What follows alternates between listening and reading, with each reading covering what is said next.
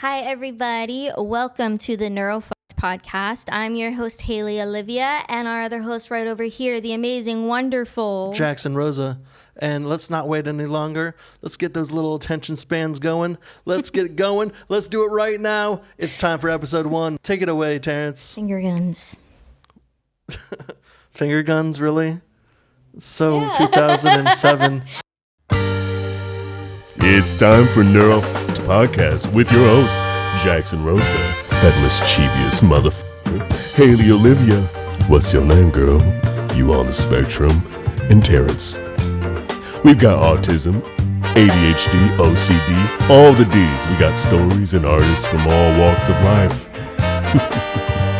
It's time to get fucked neurologically. Today we're unboxing a new ADD product. Special triggers from Hasbro. Yeah, no. From Hasbro. Hasbro's new doll, ADD girl. All right. So you started off. I am Haley, and I know we met a long time ago. Back when I was like 18 and yeah. And then right over here we have... My name's Jackson Rosa. Nice to meet y'all. Nice to meet you too. Thank you for coming on to our first podcast, by the way. This is the Neuro podcast. We are going to censor some of the language used in this podcast here and there. We'll have alternative names too, but just so you know, advertisers, okay? We're safe. We'll be safe. I promise. But now let's introduce our guest. She is incredible. She has a long, insane resume, actually.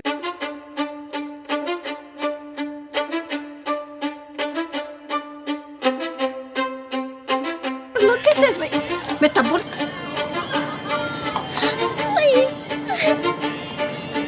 You're scaring me. You're my best friend, and this may be the only time I'm going to see you again.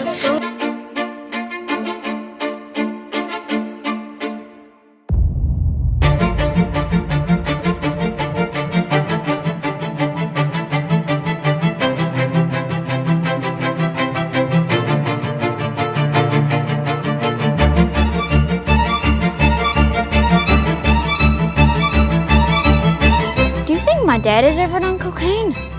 Your dad has definitely done cocaine. My name is Brooklyn. Brooklynn Prince, and I'm sitting here with my beautiful, wonderful, amazing mother, who I would not be here. My existence is credited to my mom. I am an actor / director / content creator. And I have been, / comic book writer who has been in the industry since the age of 3, much to my mom's dismay.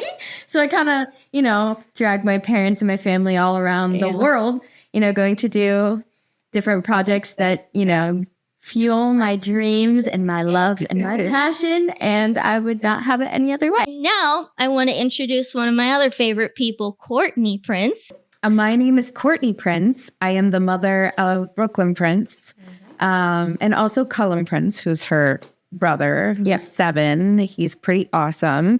And I am an acting coach. I've been an acting coach now for, I guess, about, how old are you? 14? 14. So probably about 16 years, because I was doing it even before Brooklyn was born. And that's me in a nutshell. I mean, I like dogs. Same. You know what? I like dogs. I like to travel. I like turtles. I feel like this is like a dating profile. I like nice. I was about to mention. I like moonlight walks on the beach. Yeah. Wow, that's incredible. I like purple towels. Oh, okay. Also, I too. Purple towels. That's good. That's very royal of you. That's incredible. I know that you've known Haley for quite a while. Yes, definitely. Courtney has been on this journey of me finding out who I am as a person and ultimately figuring out that I am neurodivergent. And once I figured that out, it was like, bam.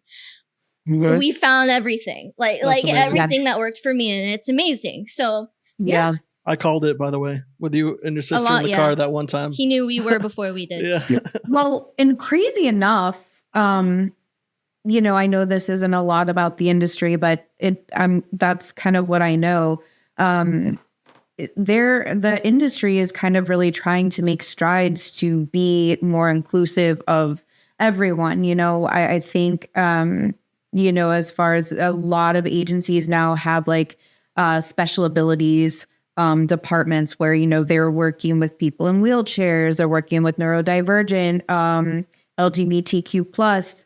And because I think really now more than ever, people want to see real representation on the screen. You know, it's like, yeah, you know, Brooklyn has gotten many auditions for like, to play, you know, someone with autism or something like that. And she's like, look, I think you can find someone who actually is autistic. And she's like, I am neurodivergent, but I am not autistic. So I really think there's a better fit, a better actress out there for this role than me, you know, because I really think now more than ever, like that's what we all want to see.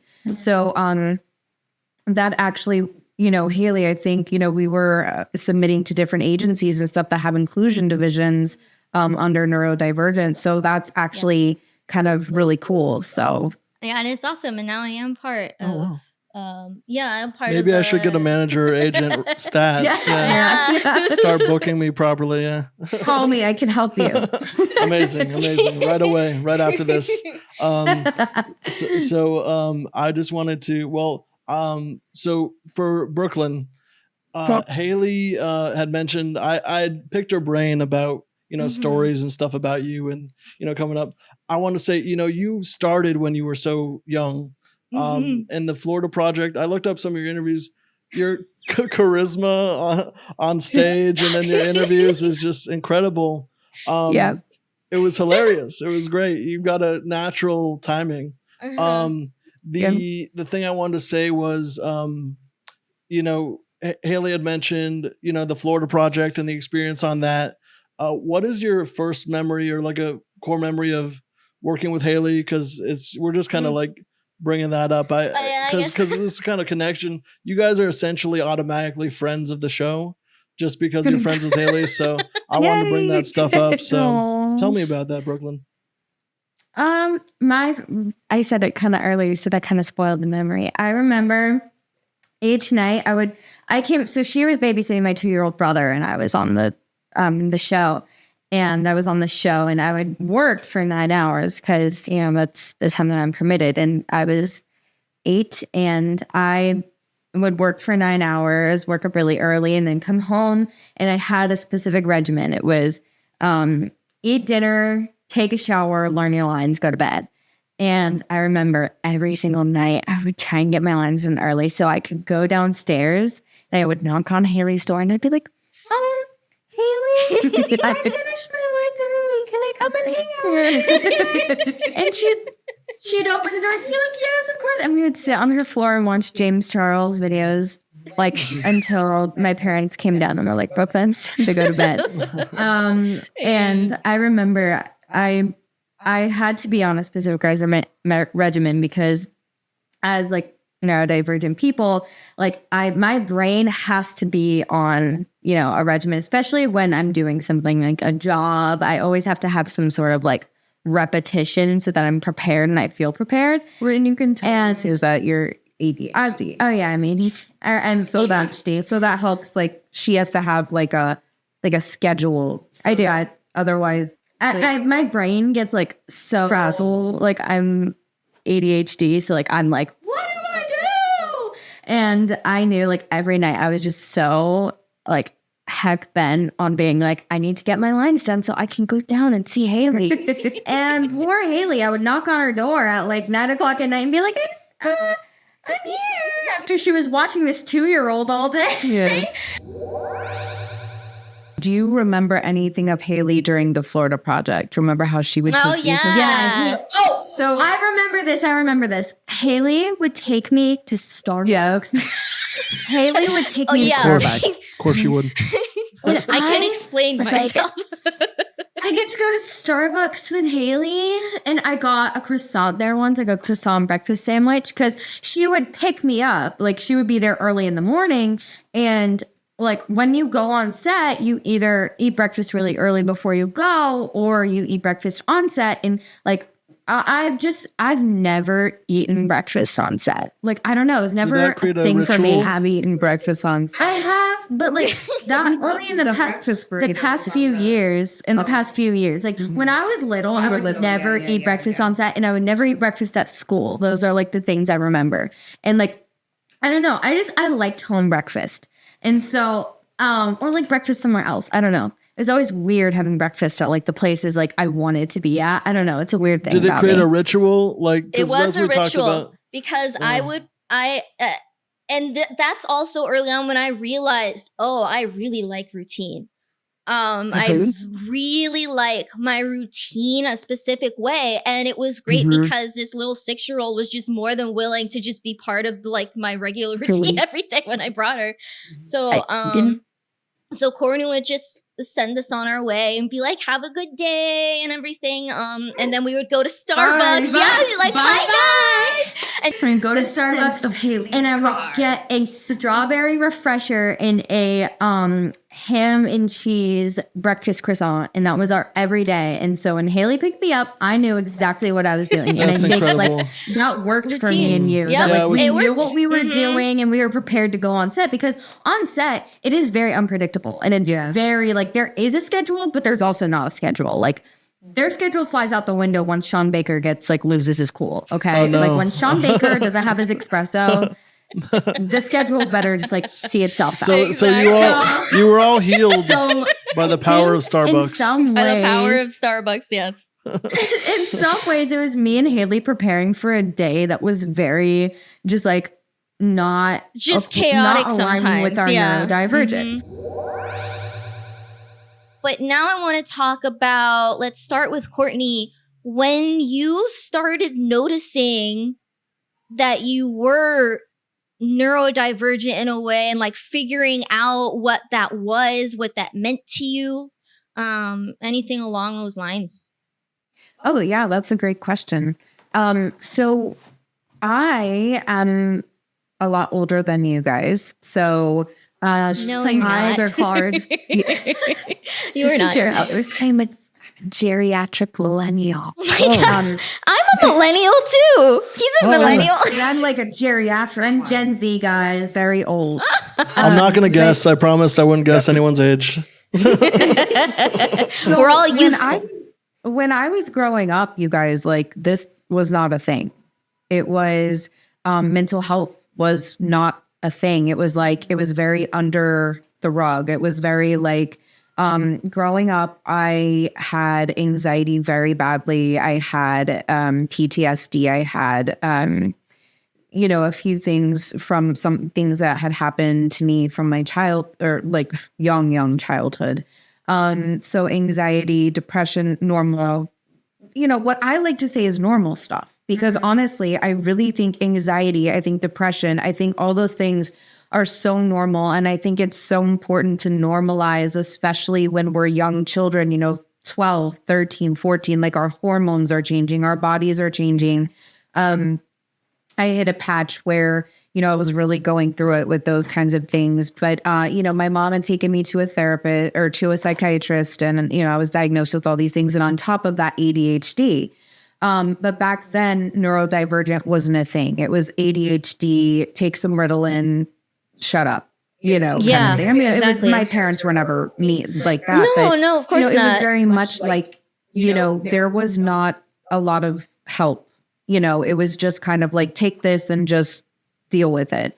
I never liked Ritalin, so I stopped taking it, around the same time, and kind of just learned to deal with all these chapters and like tabs being open in my brain, like at all times. And so I think for me, I've kind of always known that, but never really knew that a lot of the things that I was doing was helping to fuel myself, like in ways like, I have a very hard time focusing on things. So I make lists, I make schedules. We don't, in our lives, it's harder to be, to follow routines because of her job. But before that, it was always like a routine. It was things like that I realized as I've gotten older, and, mental health is becoming more of an okay thing to talk about, that I've realized like my whole life I was coping. I was figuring out a way to help myself, not really even knowing what I was doing. Doing to help yourself. So but as far as knowing I was like neurodivergent, I would say it was in the past like year or so that I really knew that like being ADHD was, a neurodivergent thing. I also within the last year was diagnosed with OCD. So that's really fun, having ADHD and OCD.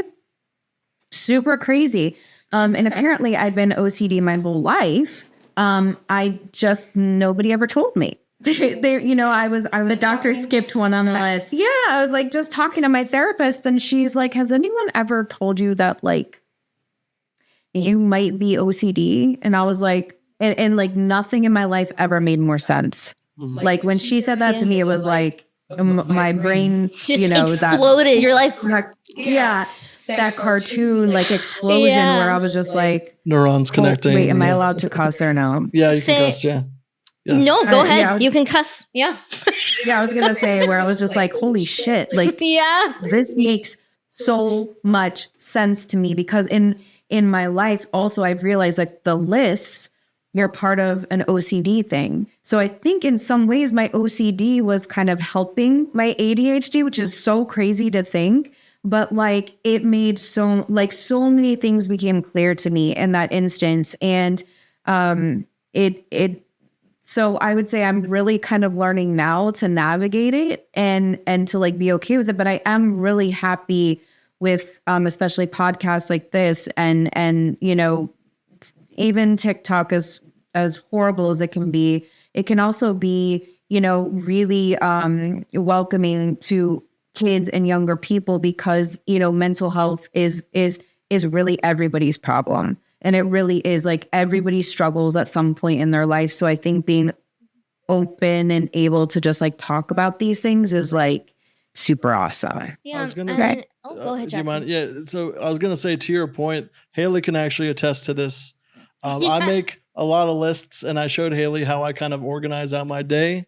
I only prefer to see the 7 days ahead of me, and then I can do only what I can fit on a slice of a page is fit into that day, because otherwise things become overbearing and overwhelming. Yep. So to create that structure is really important.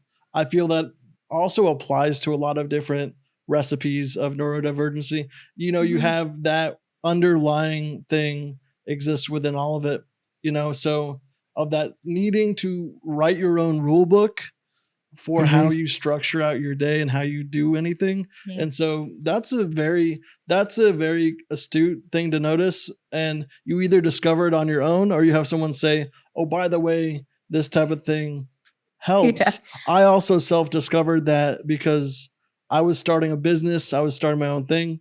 I needed to be my own boss I was doing that for a while, but it was so much chaos.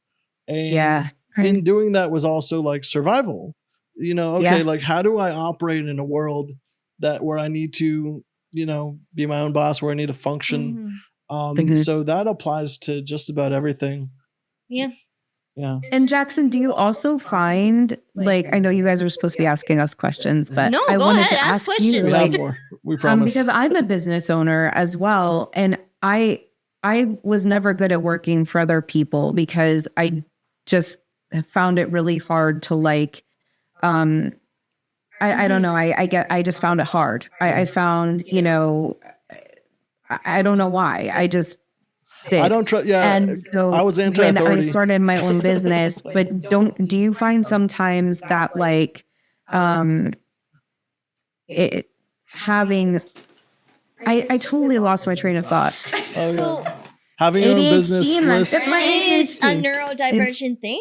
Maybe something along those lines. Like it's something that tends, like someone who's on the spectrum or anything that has to do with that, they tend to want not be in a typical, neurotypical environment, because nothing is built for our brains. It's built for a neurotypical brain.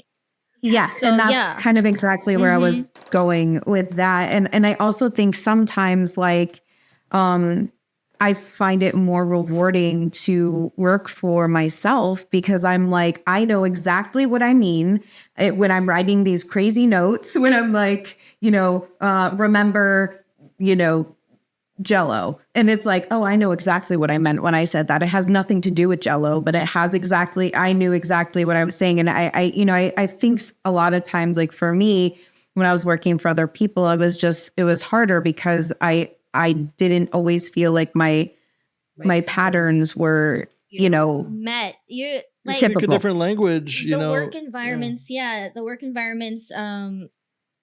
Again, neurotypically built, so they don't.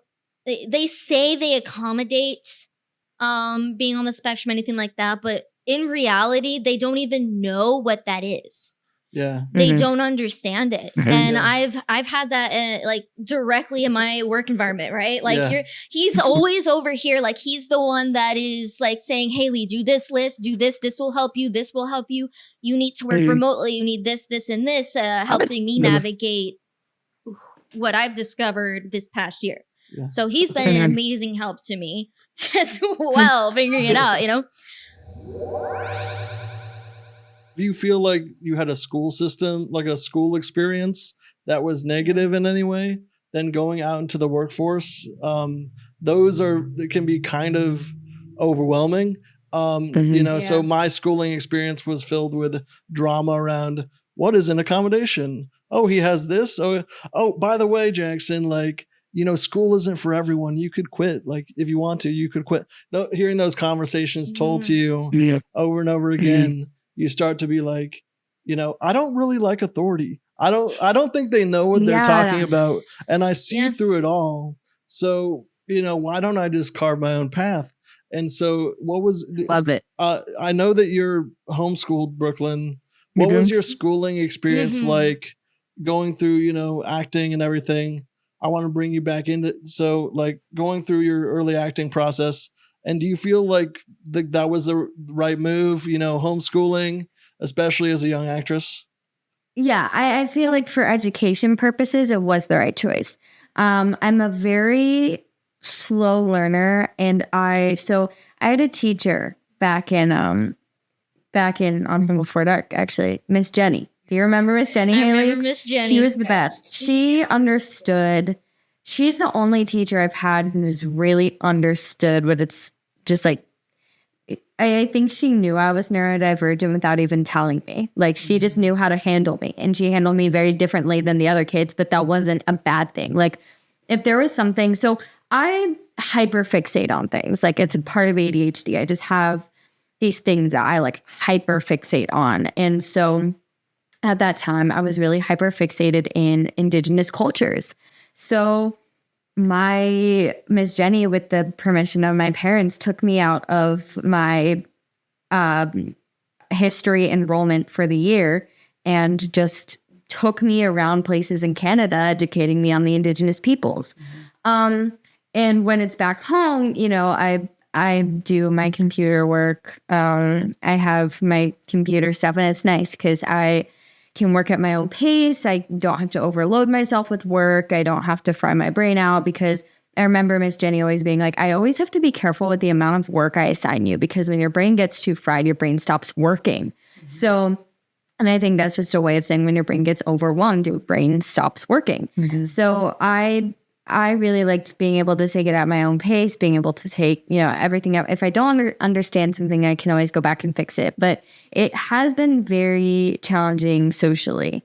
I have a lot of friends, but in the past months or so, I've really had to find a new way. And I went through a phase when I was like 11 where I had like 2 friends. And I would pretend I had people sitting across from me at the dining table at lunch, because I was so jealous of my friends telling me, that they're in school and, they were at lunch together and they were sending selfies of each other from across the table. And I was like, hi, Susan, how was your day? And it was like, that's an empty chair. But like, I feel like in the past few years, I've really had to make friends out of, the school kind of system. And that's really hard. Like the way kids gain friends and the way you grow up making friends and like the way you supply yourself with friends is through the school system because you see them every day. So my friends, I would say I have 3 really good friends who are homeschooled, and I would say like it's really nice because we're able to relate on the fact that we don't find the social aspects the same way in life, and that we're trying to all go through this kind of like homeschool kind of realm together. And number 2, they're both as awkward as I am. Like, I mean, I'm a very awkward person, and my mom and I were just talking about this.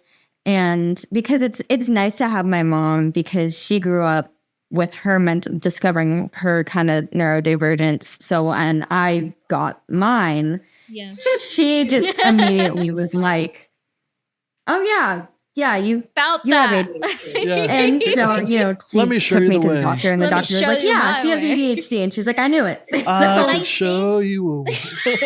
But I think the really great thing about that is now, Brooklyn, you have your mom is discovering this now, and she's able to help you in any way she can, right? And that's really awesome. And It's nice because when we're working together, we'll both be like talking, and I'll be like, and then I was like, and she was like, slow down. yeah, Start again. she's helping give you the tools that you need and helping you figure yourself out, your brain out, how it works. Because as a neurodivergent person, and Jackson knows this, your brain is constant. It's like your brain is on fire all the time. Do you know SpongeBob, where he has all the cabinets and everything's on fire and he can't find anything? Yeah. And and he can't find anything. That's kind of what it's like, because there's your brain is built in a way where it's taking in a lot more information at the same time. Hyperstimulation. Yeah. So you yeah. mentioned that earlier about feeling overstimulated, and that's a very like common thing across the board. It's not for everyone's thing, but it's attached to a lot of variations of different disorders. I personally, at the smell of coffee when I was little, would bang my head against. I would be like, oh no, it smells so terrible. Like I was so offended. No, I get that. I was so offended by like sounds and smells, and makes sense that I'm a musician now. But I'm bad. Yeah. Like one time, sorry, go ahead. It's we're all, and that's the way we know we're all neurodivergent, because we all are cutting like, people I off. have a we talk story over too. Yeah. Squirrel. Yeah, I'm known to do that. I'm being very careful about letting other people talk, because my natural tendency as well is to 1, overshare, and 2, have a thought and immediately speak it into existence. So I definitely agree with you. I was at a party yesterday, and I was like, my favorite color is black and mint green, sometimes lavender. My favorite number, want to know my favorite number? Do you have a favorite number? My favorite number is 6. Speaking of 6, my dog is 2, but she was born on July 4th. Wow. Or no, January 4th. January 2nd. But that doesn't really have any relation to 6, does it? Well, you know what? That's a sign that, you're a creative. You're like, that's the thing. It kind of melds into it. And so that's actually like a combination of like ADD, but analogical thinking. And I notice that because I'm an analogical thinker. I will take one topic and I will think 10 topics ahead. And so when people are like, we're not talking about that, bro. I'm like, no. That's what we're eventually going to be talking about. I know, He's not now. I can see into the future. I've got a crystal ball. I have, and maybe Jackson, maybe you might relate to this, is I was talking about this with my mom. My mom, when she gets, nervous or has anxiety or has like her neurodivergence triggered, because it is hard for a neurodivergent person to go into a group of neurotypical people, or people who maybe have neurodivergence, but they don't know it yet, or they can't communicate very well. And so she, doesn't really talk. And that sometimes like makes people be like, I thought you were mean. Like, I thought you were going to kick my ass. Yeah. You looked at me strange. So when I get in front of different people, I start talking nonstop. And it was actually the way I made one of my friends, because I decided to embrace it one time. I was at this party, and so I sat down next to her, and she's like an introvert to the max. I said, so what's your favorite color? She was like, I don't really have a favorite color. And I was like, mine's black. And she was like, oh, okay, cool. And I was like, so do you have a dog? And she was like, yeah, I actually do have a dog. And I'm like, yeah, I have 3. Their names are Remy, Mooney, Monty. One's 16, but he had a brother. His name was Harley, but he died actually when I was up in Vancouver shooting a show for Apple. And, I'm an actor. And she was like, oh, well, okay. Oh, yeah. Well, I have a dog too, and she's pretty old too. Yeah. And I actually found that was like, when I like to, when I go into a room, pinpoint the people that I think my oversharing is going to work with. Yes, right. You gravitate towards the people on the same length as you, and that's true for like my twin sister Sarah. You guys know, we were both like that all throughout school. There were kids who were well known as being autistic or anything like that, but those were the people that we much preferred to be around, because without realizing, we understood how they worked, and we knew that how we behaved or how we were would make sense to them. We didn't have to explain ourselves. Yes, right. exactly. Yeah. There's a thing where we make friends in different ways too, and I definitely gravitated towards Haley and her sister when I had first met them, in the way that like there was an unspoken thing, and like a way that just add water, a friendship where you're just like I honestly, there was one incident recently. I wouldn't say incident. It was really hilarious. I sold a camera to someone on Craigslist, and I went out and I went to him, and he's like, oh, you gave me a great deal, bro. Incredible guy, Korean guy, bodybuilder, lives in Koreatown. David, shout out David. I met up with him, and I said, hey, David, do you play tennis? Do you do any do you want to do that sometime? It's like, oh my God, yeah, of course. And I'm like, oh, cool. I get his info, and then the next week or so we go play tennis. He's like, you want to come back to my place? We just eat like food at his place. A week goes by, and I'm like, I've been talking about creating this podcast with my friend Haley, and it's about neurodiversity. He's like, oh bro, I'm on the spectrum. I'm autistic. He's like, I have a whole group chat filled with my other guy friends that I know that are. And I'm like, really? And I said, you know what's interesting, David? We met in the most autistic way possible.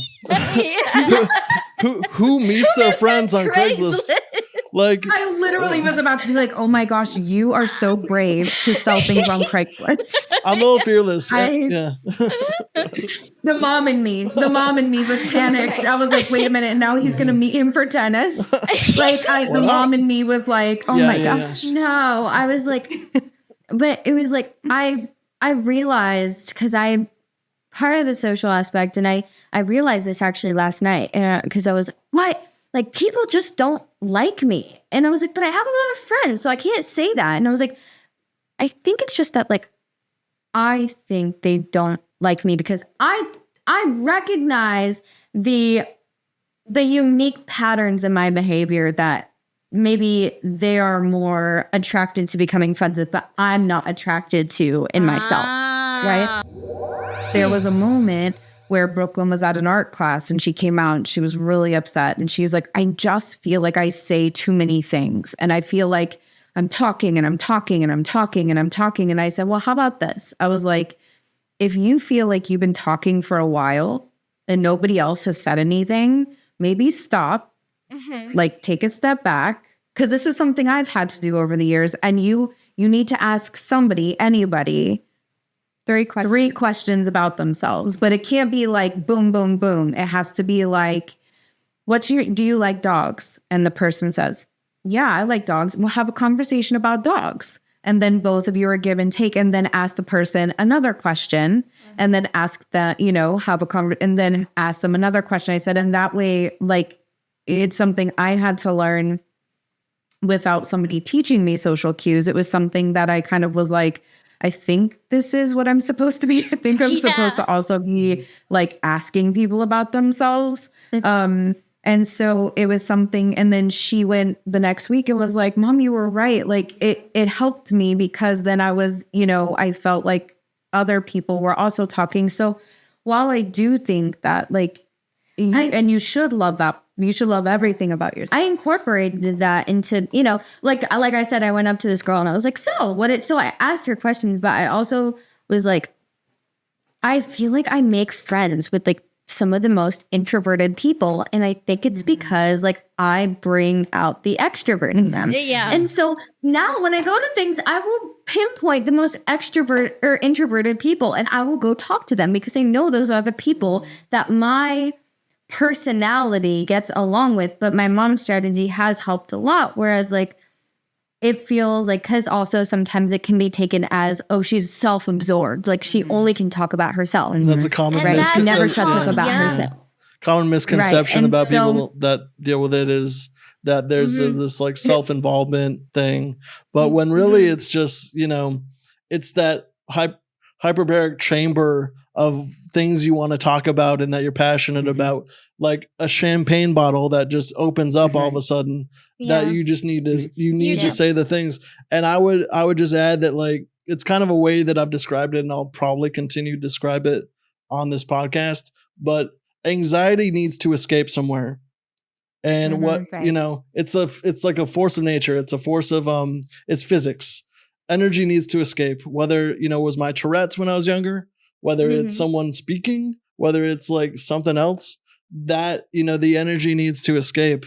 So I think that it's really interesting because there's also a myth that in the worry or concern that my child or me or whoever, I feel like I'm going to be stuck this way. And the truth of the matter is that everyone has the ability to make small changes, and that people on the spectrum or with neurodivergent tendencies actually end up overcorrecting in their lifetime because they have had to pour so much energy and attention, almost like it's its own. They have to write a thesis on it. I thought that was normal. Yeah.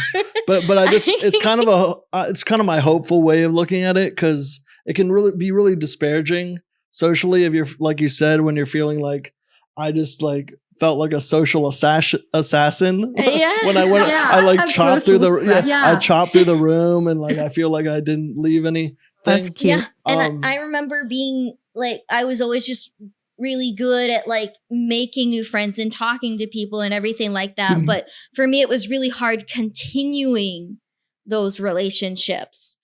And it was always like, I don't know what I'm doing wrong or anything like that. And then it's also this over analysis.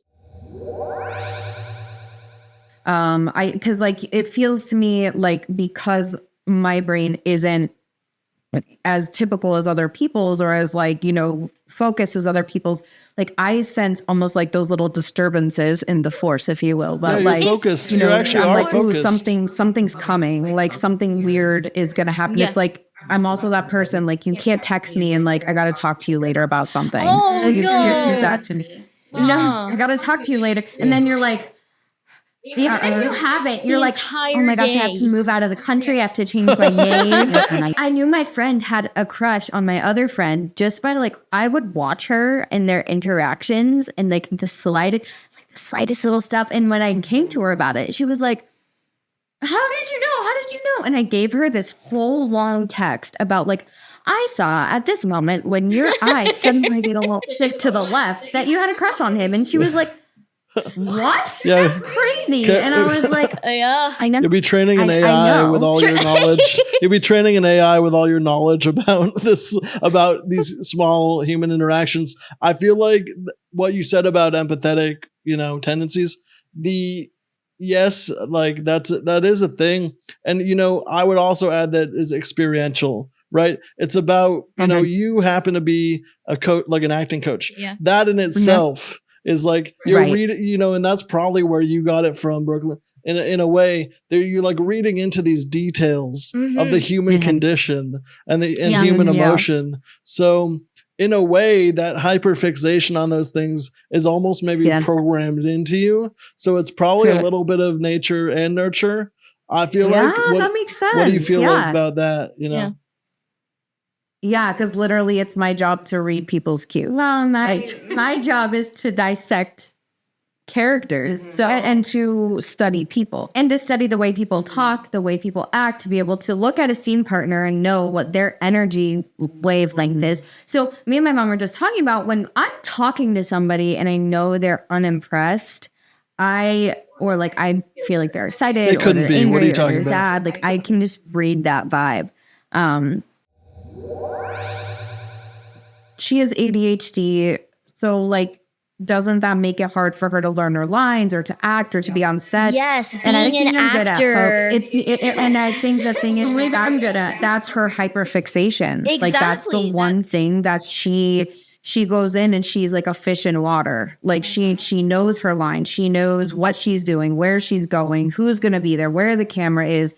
Like exactly, and I've seen it in action too. Like it's just like a switch. Like bam, hyperfixation is our superpower. For Brooklyn, it was really good that while she was on set, like she was saying, like anything could happen. Like, you know, they could change the scenes, they could change the costumes.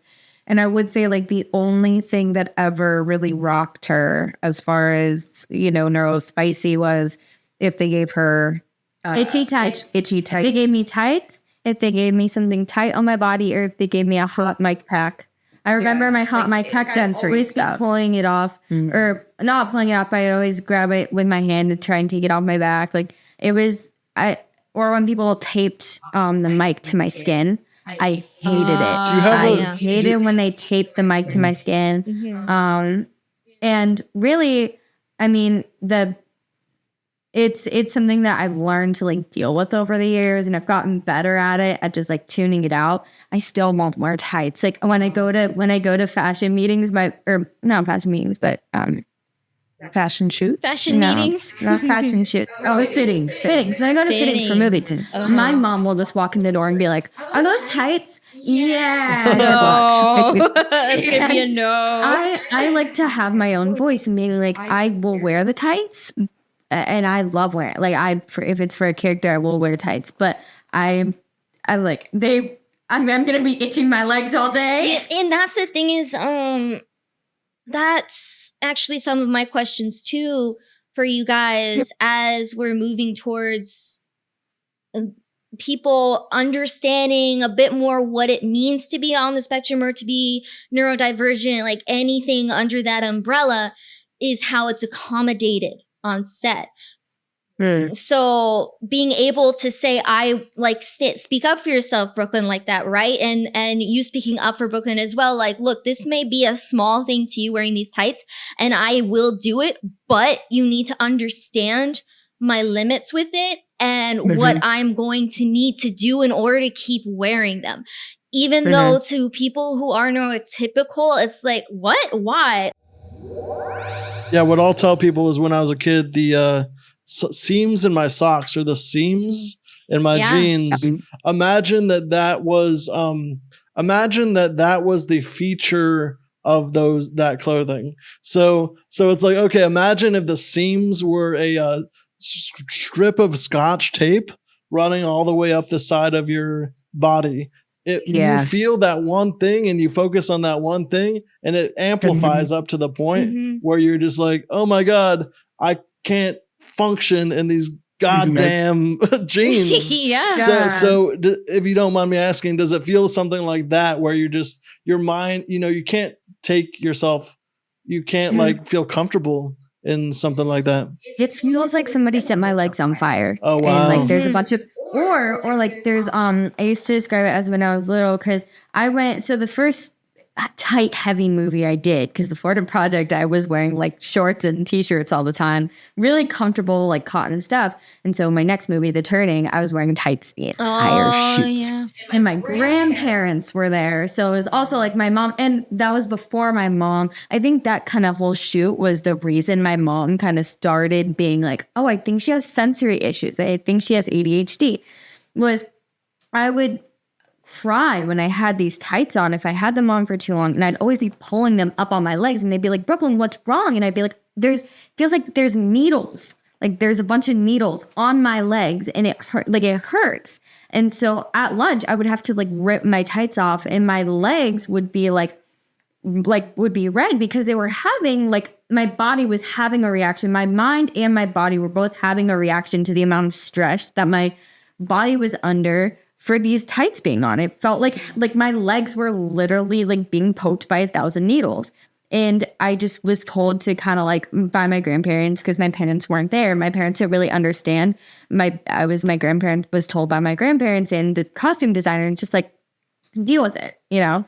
And so I did, until Home Before Dark came, and my mom and I started having a lot more voice, because I realized it's more than just me being a brat or high maintenance. It's the fact that my brain and the texture of these tights are hell to me. And that's the unfortunate thing too, is that having those little things, you're constantly called over emotional, high maintenance problem person, right? When she's problematic. She's hard to work with. She's and not, I would say probably that in your case, my love, is probably not the case, because Brooklyn is a really good human, and I think on set people really appreciate her. But I think what it's done for us so that we don't have that issue is we've had to learn to kind of like Jackson was saying beforehand, foresee that conversation 10 steps in advance. So when we first meet with the costume designers, I will in fact right up front, because Brooklyn actually for a very long time, she wouldn't wear jeans either, because it was the same thing, or leggings or anything that was compression on her legs, she didn't want. So I would speak with the costume designer and I would just be listen, she has issues with tights. She has issues with jeans. If you're going to do jeans, can you just make sure they're not super tight? And I'm and it's not because she's problematic. I said, it's a sensory thing. And actually we got a lot of, so actually, in one of the episodes of Home for Dark, she had to wear these knitted wool tights. They were the most beautiful tights you have ever seen. Somebody specially knitted them for her, but she couldn't handle it. And so the costume designer and they were so good to you though. They lined the insides. They gave her leggings to wear underneath the tights so that they wouldn't touch her skin. So I will say one of the biggest things that we found is just kind of trying to head off those problems before they even start. So. And on the other movie, in their defense, I was 7, so I didn't know how to verbalize. I was just it feels itchy. It feels, and everyone was just, that's normal. It's fine. It's tight. Brush, it's easy to brush off. Every day when I was a little girl, I had to wear tights and go to school in the cold in tights. And so I was well, if Mimi could go to school in the cold in tights, so can I. It's incredible advice for young actors that might need to figure out a way to communicate their needs. Mm-hmm. And I would add, if there was any pushback on it, I would go into the analogies, kind of like what I was doing. And I was okay, listen, imagine a bunch of acupuncture needles lining that one area of the legging. Mm-hmm. And, whatever, amount of discomfort a normal person will feel, amp it up by 20 times 20, right? Yeah. Because that's how it's going to feel. So you take something that maybe is already uncomfortable for someone, and you just say, it's like that, but but it's up here. So I just need you to understand that it's not, I'm not making this up, It's exactly.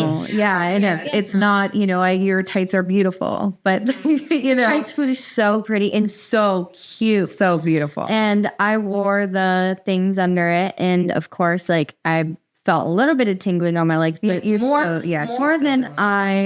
more than it helped me be in the scene, and I was able to be in there, and they would come in. Tiny accommodation made a huge impact to you, and you still remember it. Was able to function. Brooklyn, she's a lot of times, they're giving her a bunch of notes after each take. They're giving her probably 5 notes, and then they're, asking, then, you have somebody come in and mess with your face, and then somebody's coming in and fixing your hair. And now the director's giving you a note that, 2 minutes ago, but he gave you all these notes. And it's there's lights and there's sounds and there's smells and there's all these things happening at one time. And so what I've had to learn, because I know as a mom, when all those things happen to me just in everyday life, I'm I get really agitated. I'll snap and I'll just feel, on my kids or on my husband. And I've had to learn to be hey guys, I'm feeling really overstimulated right now. So I'm not trying to be mean. I just can't handle everything that's going on in my brain right now. So with Brooklyn, we've learned how almost like a signal, usually there's some kind of signal. It's that she'll look at me or I'll say you have your safe word is cactus or whatever. And if I hear that, I'll come in and I'll just kind of take her aside for a second and be okay, let's just take a big deep breath. It's just let's close our eyes for 2 seconds. Let's take a big deep breath. Okay. And I've obviously heard what the director said to her because I'm on ears with her. So I can hear on the mic, what the director has said to her. And I will tell the directors a lot of times, a lot of times the sound guys will turn off the sound in between takes because for privacy and stuff. But I always ask them to leave it on for her so that I can hear, because I'm almost her second pair of ears. Right. Yeah. So, and I'm sometimes in 9 times out of 10, the directors are fine with that. But, and I'll just say what the director said to you is he, just reminding her very, in a more quiet tone and more where there's not 1,000 things happening at one time. Multiple actors to go back and do, a DP to talk to, cameraman, refocus the shot. They have a lot of stuff, so they're coming. Okay, and then they run off to do the other thing. So my mom will come in and give me a more. She'll come in and give me a little bit more of a summary, and I've noticed that directors will at first be a little bit what is this? Because there is such thing as industry parents, and directors are very wary of that. So they come in and they see my mom. They see my mom, who's very hands-on with me, not an actor, not an industry parent at all, just is very hands-on with me because she knows me better than anybody. And so, they'll come in, see my mom who's very hands-on with me. They'll get a little bit worried. I always see that tad bit of worry in them. Their face and then goes, once we get a week into shooting, once they get a week into shooting, most times directors will realize that my mom is the reason I keep it all together. I'm not me without my mom. So they will usually help. My mom will come, they'll invite my mom to come work with, or they'll go directly to my mom and be can you tell her these notes? Because my mom knows how to say it better to me so that it computes in my brain. Mm-hmm. And my parents have definitely done a really good job at break time, taking me off to a place where there's not as many overstimulants things, or at lunch. On Home Before Dark, they used to keep a blanket in there and we would watch Netflix, and they would keep everything quiet. Man, the lights are dark and low, and everything would be very relaxed. Just chill. Do you have so that when I went back on set, I had more energy to be able to be in those situations. Yeah. Do you have a system in place for you, or a type of vibe?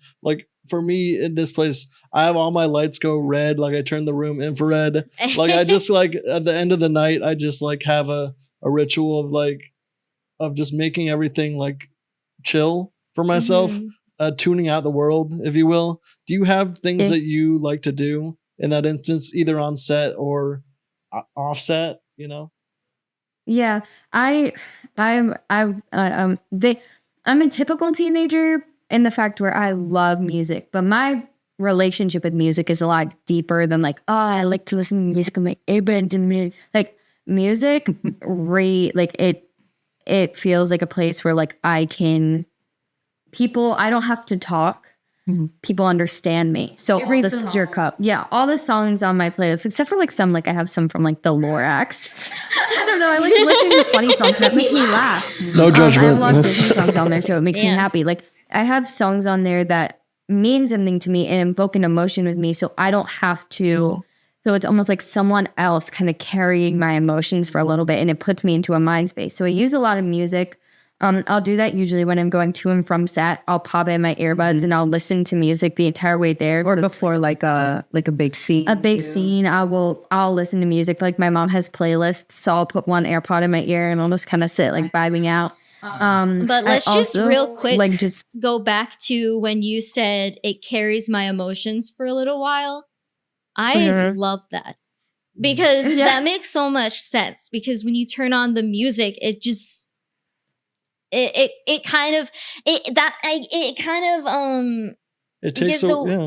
takes away the need to like hold your emotions because they're so big. Yeah. Right. And this might actually put it into words. I was at my therapist's office and I was telling her about my relationship with music, and I was like, I need music. Like I need music. I have a swing outside, and sometimes I'll go out and swing out there for an hour just like listening to music. And I was like, I'm not trying to like get away from people. I just like music, I don't know. And she goes, music vents for you. It's like a safe space where you and another person, or, you know, not exactly a person, because like you don't have to like, you know, you don't have to like Queen, right? You can be you can hate Queen, but you can have find to, a actually. Queen song that you feel like carries your emotion, is a safe place for you to vent. It's just that space between you and that song that the emotions don't need to explain. It's a deeper knowing. And that there's only two things I've ever found that in: music and God. And like those two things have been really my safe places where like I don't need to explain myself. It just is. And so with music, like I feel like the song knows what I'm feeling because the song is playing for a reason. I'll talk a little bit more about some of the new projects you have going on. Specifically, I've heard wonderful things about a comic book that you've been working on. Tell us a little bit about that. Tell us a little bit. Everybody hope for Arc 2 to be okay because it's like a sore subject. My brother brought it up, but like it's like my brother brought it up. My brother was like, Cullen, sore subject, bud. We were like, danger, because we were like, it's a sore subject. And we really tried to fight for a second arc, but it's just not looking too hopeful. I came up with a comic book. Oh my gosh, what is it? About 3 years ago. 3 years ago. Oh my gosh. And I came up with a comic book about 3 years ago, an idea about this girl who, you know, is probably neurodivergent too. She's basically me in comic book form. So ADD doll, but now ADD psychic girl. Nice. It's a girl named Vivian, and she is kind of feeling out, you know, places where she belongs. She's, you know, just turned 15, so she's kind of doesn't know her place, where to fit in. She just notices she is weirder than most of the people around her. And, you know, probably in the way where like neurodivergent people sometimes feel different than neurotypical people. And she just feels kind of out of place. So her grandma shows up, who she's never met before, and is kind of like, yo, girl, I know you. I know a place where we can go. And that is Hemlock Hallows, which is a psychic town that just kind of is a place for young psychics to go and learn and develop their powers, and for them all to eventually stay there and just, you know, thrive in this town as psychics. And like a home there, like a Hogwarts for weirdos. Yeah. You know, but Brooklyn, the first issue completely sold out from the distributor. So that's a pretty good undertaking. We're very, very happy with that. And I think the people who did read it actually really liked it. Like they were coming up. It's a really fun little story. And It's a fun, amazing story. She did such a good job of, I feel, there's an antagonist in it who Brooklyn does such a good job of humanizing that I actually like her better than the main character. Don't say that about Vivian, sorry. Don't say that about Vivian, guys. I get very like butthurt when I talk about Vivian because Briar, our antagonist, is a lot better than Vivian. She's better. She's my favorite, but Vivian is me. So I'm like, but the thing is I've actually met a lot of people who say their favorite is Briar, but there is a lot of people who say their favorite is Vivian, and I ask them why, and they go, because she's just human. The thing about Briar is she's hot. Yeah, she's not perfect. No, she makes mistakes, and she's just like a crazy person, and we love her. Yeah. And I really enjoyed that about hearing people's just thoughts on the characters. Another thing that is coming up is a script I was writing since I was 3 years ago. I was 11 and I wanted to write a script, so I just like picked up. I started actually writing it in a Word document. So I've had it. It was really bad formatting. So then, and now it's formatted all nice. But it was the first story I'd ever written, the first story I'd ever kind of taken the leap of trying to create content on my own. And, for years we were perfecting it, cleaning it up. And we just about got to this year, where I sat down and I was like, okay, I think it's done. And we were hemming and hawing about it. We were like, what do we do? And my mom was like, well, why don't we just make it? I don't want to go to college. I feel like I like learning through experiences, through life. And I feel like for the route that I want to take, because I do eventually want to become actor, director, producer, writer. And for all those things, I feel like I can learn through experience. And I do have a lot of connections and people that like I'm maintaining with and talking to. And like, I feel like if I maintain that course throughout my life, like I eventually don't think I need to go to college or see myself going to college. You had your Juilliard course. So I took kind of like my college 6. money and so go ahead. Oh, you had your Juilliard course at 6, essentially. Yeah. Like you got a head start, let's just say. Weird. She had Professor Sean Baker at 6 years old. But it was actually really weird because when I was like 8 years old, I remember asking my friend, I was like, hey, what do you want to do with your life? And she was like, at 8? I don't know. And I was like, what do you mean you don't know? And like, it was the hardest thing growing up and making friends. And I always asked them, what do you want to do with your life? What are you doing when you grow up? What source of income do you have? Like, what? Why are you asking your friends these questions? I don't know. But it was always so normal for me to have that I was like, there has to be another kid out there that like has this drive, at least knows for concrete what they want to do. I was really ashamed of the fact that like, my brain, in my opinion, didn't work like other people's, and that, I needed something to help me. And I'll never forget when I spoke with my doctor was like, Courtney, like, do you know how many people are on something? Like, she's like, I see everybody from, just housewives to CEOs of companies to whatever. And being in Hollywood, actually, I have a lot of friends who are in the industry, and in LA, it's very okay. Like all these things, people are always talking about mental health. They're talking about like, I remember telling, my friend I was having issues with anxiety, and she's a massive showrunner and, a $1 million writer. And she was just like go on Lexapro or whatever. And I was like, wait, what? Like people talk about these kinds of things. And then, she was like, oh yeah, I can't come this time because I'm going to be meeting my therapist. And I'm like, wait, you like talk about that? Like in the open, And so I think that's my advice. My advice is just like whatever makes you feel good, like don't be ashamed of it. My life completely changed around when I started medication for my OCD. Like I didn't know that, like I didn't know what it was like to feel kind of to have normal thoughts, quiet. and because my big thing with OCD is not like I'm like compulsively washing my hands or anything. Mine is intrusive thoughts. Like I just I'll take a thought and just turn it into whatever. And I didn't know that it was possible to feel a little bit more normal. And so that's really, my advice, especially for people my age, older, who kind of grew up with parents that didn't want to talk about this kind of things, or it wasn't cool, that their friends they didn't want their friends to know their kids were, on medication or witchcraft. Yeah, witchcraft, wizardry, whatever. I just think that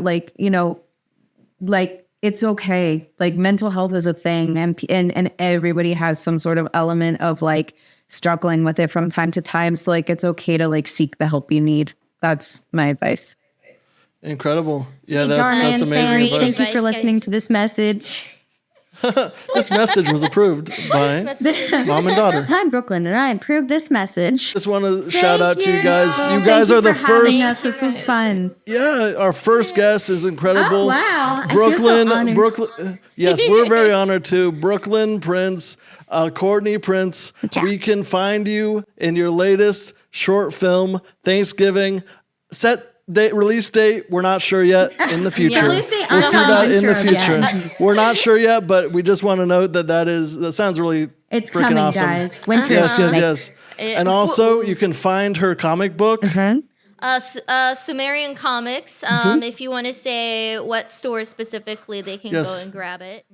Just go to your local comic book store and ask them, and they will order it for you. So even if they don't have it in stores, you can ask them, and they can order it for you from the distributor, or you can go on Sumeri.com. I also have the link, .inc, sorry. And I also have the link on my bio on my Instagram, which is the Brooklyn Kimberly with a blue little check mark that I'm so. And also the graphic novel. The graphic novel comes out now in November. And is it October, November? I thought it was October. Okay, maybe October. I think October. Hey everyone, thanks for watching the video. Would you like? Would you subscribe? Could you do all the nice things? Write a comment what you like, what you didn't like. We're here for you. We're going to be here for you with all your wants, needs, and desires and your deepest fantasies. But maybe not that, but Haley, what do you think? I think we should start over.